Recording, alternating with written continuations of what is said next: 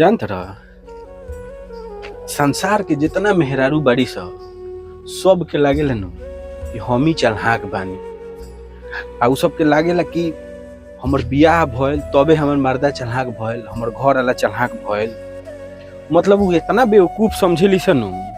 कि का कहे के लागी सिखावे बोलत काहे नहीं रहुआ बोलत काहे नहीं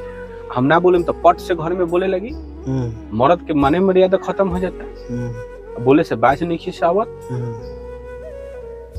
ये इतना ना मर्द के बेवकूफ समझ ले बड़ी सके का करे। एगो खींचा सुन लो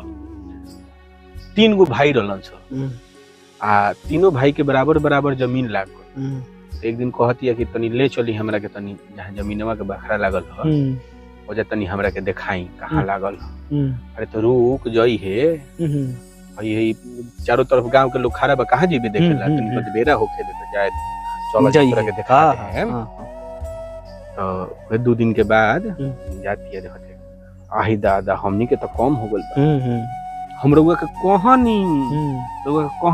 कि नपाई के बेरा रउआ ध्यान दे हमरा तो एक करिए ने होई काम तो गड़बड़ा गए काम गड़बड़ा गए आ देखिए बड़का भैया के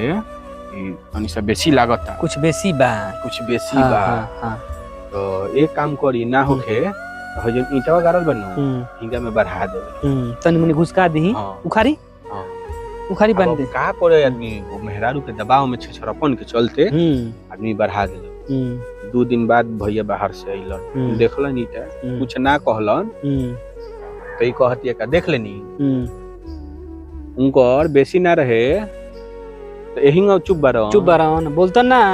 ना बराबर रही तो हम नु कहत रहनी रउआ से हम रउआ के सिखावत नहीं हमर बात नहीं मानत यही से सब काम गड़बड़ा यही से